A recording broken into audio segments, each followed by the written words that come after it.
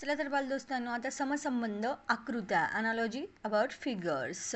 आता पहिल्या व दुसऱ्या पदांमध्ये जो संबंध आहे तो लक्षात घेऊन आपल्याला तिसऱ्या आणि चौथ्या पदांमध्ये कोणतं पद येईल ते ओळखायचं आहे.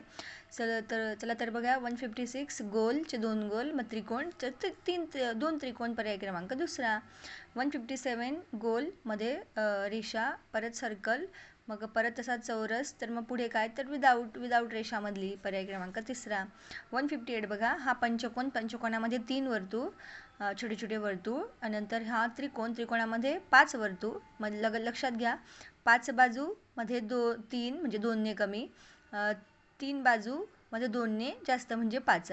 मग त्या ठिकाणी 1 2 3 4 5 6 आहेत आउटर लाईन हेक्झॅगॉन षटकोन, तर मध्ये 4 वर्तुळ आहेत. तर आकृती अशी शोधा की 2ने आतले वर्तुळ जास्त राहतील किंवा कमी राहतील.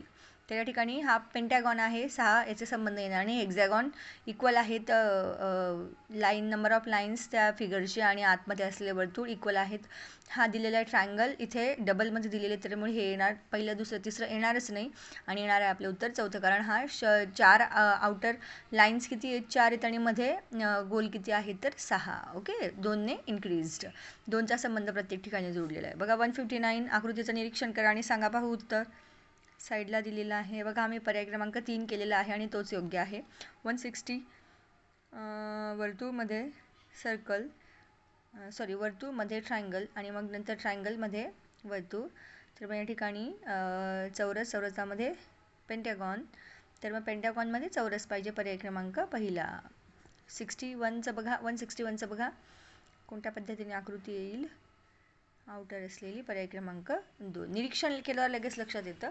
162 बघा, स्टारची जागा अदलाबदली केलेली आहे फक्त. तसंच इकडे पण ते स्टार जर इकडे डाव्या हाताला तर इकडे उजव्या हाताला असणार आहे, तो उजव्या हाताला असलेला स्टार इकडे, पर्याय क्रमांक 4. 163 बघा बरं, आधी आडवं मग साईडला उभं, मग इकडे तर पुन्हा वरतीच जाईल, पर्याय क्रमांक दुसरा हे याचं उत्तर आहे, पर्याय क्रमांक 2. चला तर पाहू. 164 राईट अँगल वरती केलेला आहे साईडला, आता पुन्हा खाली येईल तो ह्या पद्धतीने, पर्याय क्रमांक काय वाटतंय तुम्हाला बघा, फिरवलेलं आहे त्याला साईडला, तर मग कोणत्या पद्धतीने येईल ते पहा. याचं उत्तर आहे पर्याय क्रमांक पहिला.